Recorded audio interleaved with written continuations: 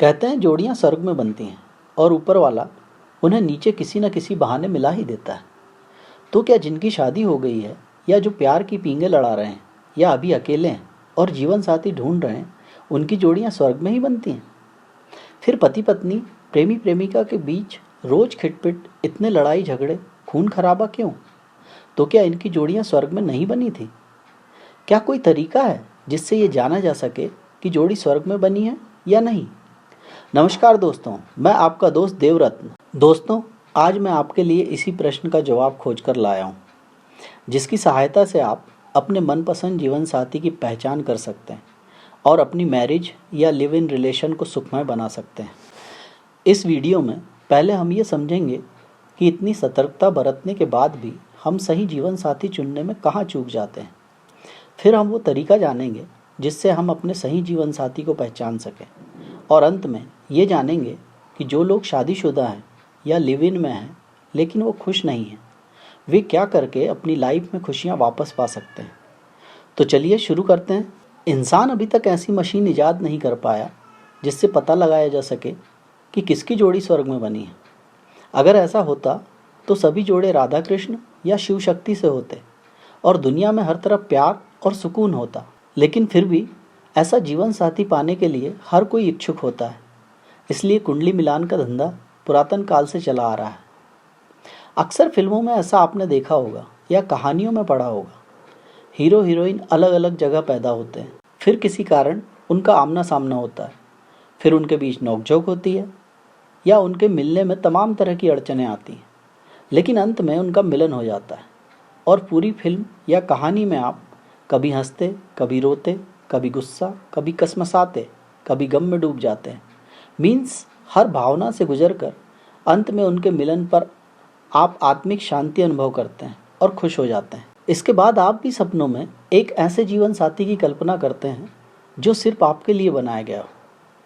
लेकिन कहा जाता है कि फिल्मों और कहानियों में वो होता है जो हकीकत में नहीं होता, क्योंकि जीवन में जो होता है वह हमें रास नहीं आता। हम जानते हैं, हमें उसका अनुभव होता है। इसलिए फिल्मों या कहानियों में वो लिखा जाता है जो हम चाहते हैं, लेकिन वास्तविकता में वैसा होता नहीं। मतलब हमारा सपना जो हमें गुदगुदाता है, जो हमें सुख का एहसास करा जाता है। सद्गुरु कहते हैं, इस दुनिया में अपना जीवन साथी ढूंढना निश्चित रूप से लगभग असंभव है। भले ही हम इतने विकसित हो चुके हैं, हमारे पास सभी सुविधाएं उपलब्ध हैं, पृथ्वी इतनी बड़ी है, लाखों करोड़ों लोग हैं और जीवन बहुत छोटा है। आप अपना जीवन साथी कैसे ढूंढेंगे? भले ही सारी सुविधाएं उपलब्ध हों, फिर भी सही को चुन पाना मतलब 1% चांस। यह तब और भी असंभव हो जाता है जब सुविधाएं उपलब्ध न हो और जब आपको हर तरह से जीवन साथी ढूंढने से रोका जाए। लेकिन अगर आपको मदद की जाए, अपने जीवन साथी को ढूंढने के बारे में शिक्षित किया जाए, तो भी 70 साल की छोटी सी जिंदगी में उसे ढूंढ पाना मुश्किल है। किसी को मिल जाए ऐसा कम ही होता है। यह एक दुर्लभ घटना है। मनुष्य के शरीर में 7 केंद्र होते हैं। सबसे नीचे काम केंद्र है और सबसे ऊंचा समाधि केंद्र है, और इन दोनों के बीच में 5 और केंद्र हैं। इन केंद्रों के तालमेल और सामंजस्य से आप जान सकते हैं कि आप और आपके जीवन साथी के बीच कितना प्रेम, कैसा संबंध होगा। ये 7 श्रेणियां हैं। आप किस श्रेणी में आते हैं देखें। यह एक सीढ़ी है। जब एक पुरुष के सभी 7 केंद्र एक महिला के सभी 7 केंद्रों के साथ तालमेल और सामंजस्य स्थापित कर लेते हैं, तो आपको अपना ऐसा जीवन साथी मिलता है। लेकिन ऐसा कभी कभार ही हुआ है, कृष्ण और राधा के साथ, शिव और शक्ति के साथ। यह मजनू और लैला के साथ भी हो सकता था, यदि उन्हें मिलने दिया जाता। श्री और फरीहाद के साथ भी ऐसा हो सकता था, यदि उन्हें मिलने की अनुमति दी गई होती। लेकिन समाज ने उन्हें रोक दिया। और याद रखें, कृष्ण और राधा को भी समाज ने अनुमति नहीं दी थी। यह कानूनी विवाह नहीं था, यह अवैध था। राधा कृष्ण की पत्नी नहीं, बल्कि सिर्फ एक प्रेमिका थी। और शक्ति के माता पिता शक्ति का शिव से विवाह करने के सख्त खिलाफ थे। वह बहुत अजीब आदमी लगता था, और वह था भी। यह माता पिता की आज्ञा के खिलाफ था। फिर भी शक्ति शिव के साथ प्रेम संबंध में कूद पड़ी। लेकिन ऐसा कभी कभार ही हुआ है, और यह स्वाभाविक लगता है। जब भी ऐसा होता है, पूर्ण एकता महसूस होती है। एकता, मिलन नहीं। दो व्यक्ति एक दूसरे में पूरी तरह से विलीन हो जाते हैं। उन्हें विभाजित डिवाइड करने वाली कोई छोटी पतली स्क्रीन भी नहीं है। यहाँ कोई विभाजन नहीं है। यह रहस्यमय यूनियो मिस्टिका है। दो व्यक्ति ऐसे कार्य करते हैं मानो वे एक ही हों, दो शरीर लेकिन एक आत्मा। यह पूर्ण सामंजस्य है। यह प्रेम अपने चरम पर है। किसी ध्यान की आवश्यकता नहीं है। यह प्रेम ही काफ़ी है। आपने भारत में शिव मंदिर तो देखे ही होंगे। आपने शिवलिंग तो देखा ही होगा। शिवलिंग केवल इन दो प्रेमियों की कामोन्माद अवस्था का प्रतिनिधित्व करता है। शिवलिंग केवल मर्दाना ऊर्जा के रूप में शिव का प्रतिनिधित्व करता है और शिवलिंग के ठीक नीचे फालिक प्रतीक, शक्ति का प्रतीक है, योनि। शिवलिंग और शक्ति की योनि का मिलन हो रहा है। वे एक हो गए हैं। वे एक दूसरे में विलीन हो गए। उन्होंने अपना सारा व्यक्तित्व खो दिया। इसलिए यह दुनिया की एकमात्र ऐसी तस्वीर है जिसका कोई चेहरा नहीं है। शुद्ध ऊर्जा का प्रतीक है लिंग और योनि, पुरुष यौनंग और महिला यौनंग। बस ऊर्जा का प्रतिनिधित्व किया जाता है, रचनात्मक ऊर्जा, महत्वपूर्ण ऊर्जा, वह ऊर्जा जिससे संपूर्ण जीवन प्रवाहित होता है।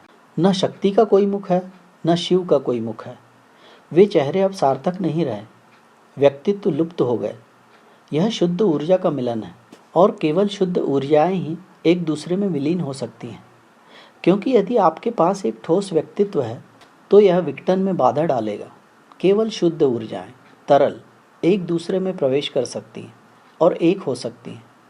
यदि आप दो चट्टानों को एक साथ रख दें तो वे एक साथ तो हो सकती हैं लेकिन एक नहीं हो सकती। लेकिन पानी में पानी डालो तो पानी एक हो जाता है। न शक्ति का कोई मुख है, न शिव का कोई मुख है। वे चेहरे अब सार्थक नहीं रहे, व्यक्तित्व लुप्त हो गए। यह शुद्ध ऊर्जा का मिलन है और केवल शुद्ध ऊर्जाएं ही एक दूसरे में विलीन हो सकती हैं। क्योंकि यदि आपके पास एक ठोस व्यक्तित्व है तो यह विघटन में बाधा डालेगा।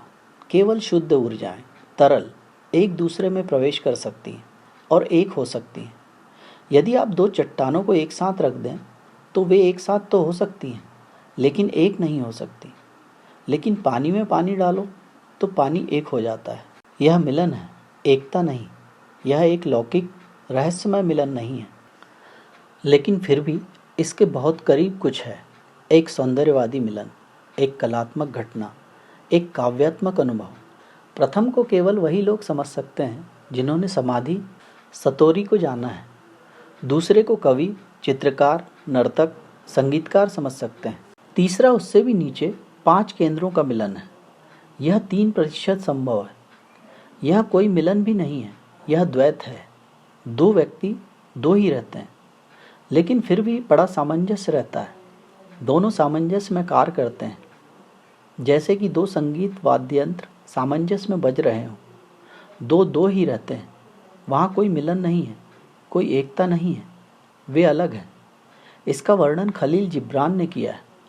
प्रेमियों को एक ही छत को सहारा देने वाले मंदिर के 2 स्तंभों की तरह होना चाहिए, फिर भी अलग और अलग। यह सौंदर्यात्मक, कलात्मक, संगीतमय अनुभव से थोड़ा कम है। यह एक नैतिक अनुभव है, पवित्र फिर भी सुंदर। चौथा है 4 केंद्रों का सामंजस्य। इसकी 4% संभावना है, द्वैत। लेकिन अभी भी बहुत अच्छी समझ है, एक दूसरे के बारे में बहुत अच्छी समझ, एक दूसरे की बहुत परवाह। इसमें कोई सहज सामंजस्य नहीं है, लेकिन समझ से बाहर एक निश्चित लय बनी रहती है। यह महान बुद्धिमत्ता का अनुभव है। यह नैतिक भी नहीं है। व्यक्ति को जागरूक होना होगा। यदि कोई जागरूक नहीं है तो वह इस चौथी अवस्था में गिर जाएगा। फिर है 5वीं, 3 केंद्रों का तालमेल, जिसकी 5% संभावना है। द्वंद्व पर अधिक जोर दिया जाता है। समझ अभी भी है लेकिन स्थिर नहीं, टिमटिमाती, अस्थिर। कभी कभी संघर्ष उत्पन्न होता है, लेकिन यह प्रेम में विघ्नकारी नहीं होता। इसके विपरीत यह इसमें कुछ जोड़ता है, इसे थोड़ा और मसालेदार बनाता है। यह एक मनोवैज्ञानिक अनुभव है। इसके नीचे 6वीं, 2 केंद्रों का तालमेल है, जिसकी 6% संभावना है। महान द्वंद्व, स्पष्ट द्वंद्व, क्षण, केवल क्षण, समझ के, और संघर्ष भी बहुत ज़्यादा होता है। यह लगभग 50-50 है। 50% समझ, 50% संघर्ष। यह एक शारीरिक अनुभव है। इस 50% समझ 50% द्वंद्व के कारण अभी भी एक बड़ा संतुलन बना हुआ है। और 7वां एक केंद्र का तालमेल, 7% संभावना है इसकी, बहुत ज़्यादा संघर्ष, आनंद के दुर्लभ क्षण, अत्यंत दुर्लभ, कभी कभार, लेकिन फिर भी यह इसके लायक है। यह एक यौन अनुभव है। और सबसे निचला, कोई केंद्र नहीं मिल रहा है, उद्यान किस्म, ये वो जोड़े हैं जिनसे आप मिलते हैं। यह कोई यौन अनुभव भी नहीं है, यह यौन अनुभव से भी नीचे है। यह कमोवेश हस्त मैथुन करने वाला होता है। यह एक खास तरह की सामाजिक, आर्थिक, राजनीतिक व्यवस्था ही है। यह शोषण है, यह व्यावसायिक है, यह कमोवेश बाजार का हिस्सा है। अरेंज मैरिज, कोई प्यार नहीं, कोई सम्मान नहीं, नफरत भी नहीं, क्योंकि नफरत तभी अस्तित्व में रह सकती है जब थोड़ा प्यार हो। ये न तो दोस्ती है और न ही दुश्मनी। यह एक बहुत ही औपचारिक रिश्ता है, एक ऐसा रिश्ता जो बिल्कुल भी रिश्ता नहीं है। यह एक पारस्परिक हस्तमैथुन व्यवस्था है। तुम दूसरे का शोषण करते हो, दूसरा तुम्हारा शोषण करता है। यह एक तरह की वैश्यावृत्ति है, सबसे कुरूप संभावना। लेकिन पृथ्वी पर यही हो रहा है। यह एक बहुत ही व्यावसायिक दुनिया है, बहुत चालाक। और आपकी सारी व्यवस्थाएं, जिन्हें आप संबंध कहते हैं, जिन्हें आप प्रेम संबंध कहते हैं, उनका संबंध या प्रेम संबंध से कोई लेना देना नहीं। वे मूलतः आर्थिक व्यवस्थाएं हैं। हाँ, एक आत्मीय साथी को ढूंढना लगभग असंभव है। यदि इसे प्रकृति पर ही छोड़ दिया जाए तो यह लगभग असंभव है। लेकिन पूर्व में हमने एक विज्ञान विकसित किया है। यदि आपको कोई जीवन साथी नहीं मिल रहा है तो आप एक साथी बना सकते हैं, और वह विज्ञान है तंत्र। एक आत्मीय साथी ढूंढने का अर्थ है उस व्यक्ति को ढूंढना जिसके साथ आपके सभी 7 केंद्र स्वाभाविक रूप से मिलते हैं। यह असंभव है।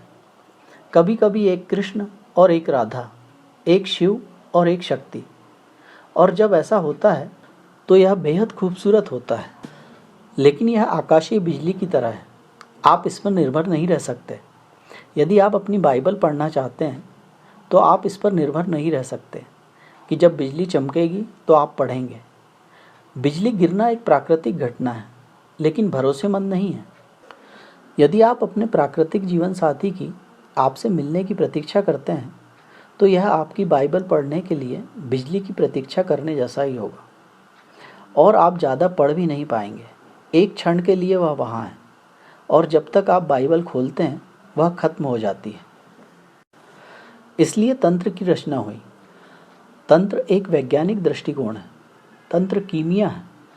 यह आपके केंद्रों को बदल सकता है, यह दूसरे के केंद्रों को बदल सकता है, यह आपके और आपके प्रियजनों के बीच एक लय और सामंजस्य पैदा कर सकता है। यही तंत्र का सौंदर्य है। यह आपके घर में बिजली लाने जैसा है। फिर आप जब चाहें इसे चालू और बंद कर सकते हैं, और आप इसके 1000 उपयोग कर सकते हैं। यह आपके कमरे को ठंडा कर सकता है, यह आपके कमरे को गर्म कर सकता है। तो यह एक चमत्कार है। आपके भीतर ये 7 केंद्र शरीर की विद्युत के केंद्रों के अलावा और कुछ नहीं है। इसलिए जब मैं बिजली के बारे में बात कर रहा हूँ तो इसे केवल एक प्रतीक के रूप में न सोचें। मेरा मतलब शाब्दिक है। आपके शरीर में विद्युत की एक सूक्ष्म धारा विद्यमान है, अत्यंत सूक्ष्म, लेकिन यह जितना सूक्ष्म है उतना ही गहरा है। यह बहुत ज़्यादा दिखाई नहीं देता। वैज्ञानिकों का कहना है कि आपके शरीर में जितनी भी बिजली है, अगर उसे एक साथ रखा जाए तो उसका उपयोग 0 वाट के बल्ब को जलाने में किया जा सकता है। यह ज़्यादा नहीं है। मात्रात्मक दृष्टि से यह अधिक नहीं है। मात्रात्मक रूप से परमाणु भी ज़्यादा नहीं है, लेकिन गुणात्मक रूप से यदि यह विस्फोट होता है तो इसमें ज़बरदस्त ऊर्जा होती है। ये 7 केंद्र, ये 7 चक्र, जिनके बारे में युगों युगों से योग और तंत्र ने बात की है, ये और कुछ नहीं बल्कि आपके शरीर के विद्युत प्रवाह की 7 गांठें हैं। उन्हें बदला जा सकता है, उन्हें पुनर्व्यवस्थित किया जा सकता है, उन्हें नया आकार, स्वरूप दिया जा सकता है। 2 प्रेमियों को इतनी गहराई से रूपांतरित किया जा सकता है कि उनके सातों केंद्र मिलने शुरू हो जाएं। तंत्र सामान्य प्रेमियों को आत्मिक मित्रों में बदलने का विज्ञान है और यही तंत्र की महिमा है। यह पूरी पृथ्वी को बदल सकता है। यह प्रत्येक जोड़े को आत्मिक साथी में बदल सकता है। इसका अभी तक उपयोग नहीं किया गया है। यह सबसे महान खजानों में से एक है जो अप्रयुक्त पड़ा हुआ है। जिस दिन मानवता इसका उपयोग करेगी, एक नया प्रेम पृथ्वी को घेर लेगा। धरती एक नए प्यार से जगमगा उठेगी। केवल नया आदमी ही इसका उपयोग कर सकता है। होमोनोवस, नया इंसान, इसका उपयोग कर सकता है, क्योंकि केवल नया मनुष्य ही अपने शरीर को उसकी समग्रता में स्वीकार करेगा। बूढ़े व्यक्ति ने कभी भी अपने शरीर को स्वीकार नहीं किया।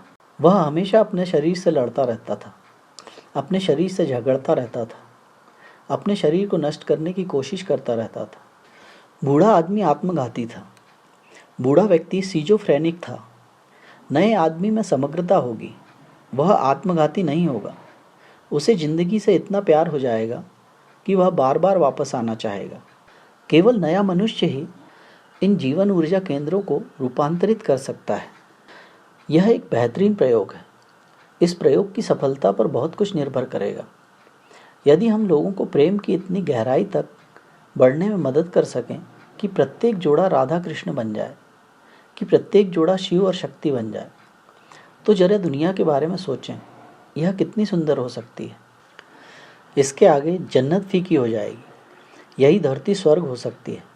लेकिन विज्ञान सूक्ष्म है और केवल वे ही इसे समझ सकते हैं जो वास्तव में बिना किसी पूर्वाग्रह के समझने के लिए तैयार है। और काम बड़ा सूक्ष्म रहस्यमय है। बाहरी लोग कभी भी नहीं समझ पाएंगे कि क्या हो रहा है। वे इसे गलत समझने के लिए बाध्य हैं। यह बिल्कुल वैसा ही है यदि आप बाहरी लोगों को किसी वैज्ञानिक प्रयोगशाला में ले जाते हैं जहां वे परमाणु ऊर्जा पर शोध कर रहे हैं, तो क्या आपको लगता है कि बाहरी लोग कुछ समझ पाएंगे? यह कहीं अधिक गहरा प्रयोग है, क्योंकि परमाणु ऊर्जा पर काम करना पदार्थ पर काम करना है और मानव ऊर्जा पर काम करना ऊर्जा से प्रेम करना, चेतना पर काम करना है। इसे देखने के लिए बहुत ही समझदार लोगों की ज़रूरत है। प्रत्येक जोड़े को वह आनंद, वह लौकिक आनंद, वह लौकिक संभोग, वह पूर्ण परमानंद मिल सकता है जब सभी सातों पुरुष और स्त्री के केंद्र मिलते हैं, घुल मिल जाते हैं और एक दूसरे में विलीन हो जाते हैं। अभी आप सबसे निचले पायदान पर हैं, जहाँ एक भी केंद्र नहीं मिल रहा है। यदि तुम प्रकृति पर निर्भर हो तो यह असंभव है। यदि आप तंत्र पर निर्भर रहे तो यह अवश्य संभव है। अपने जीवन मूल्यों में वृद्धि के लिए अपने इस दोस्त के वीडियो को लाइक और चैनल को सब्सक्राइब कर प्रोत्साहित करना ना भूलें और वीडियो को अपनों में शेयर कर अपने इस दोस्त के छोटे से प्रयास दो फल ठहरें और अपने लिए सोचें। मैं अपना अमूल्य योगदान अवश्य दें। अगला वीडियो कल सुबह जरूर देखें। धन्यवाद। Thank you for watching. Please like and subscribe our channel and press the bell icon for upcoming updates. I pray you may always be healthy and happy. Thank you for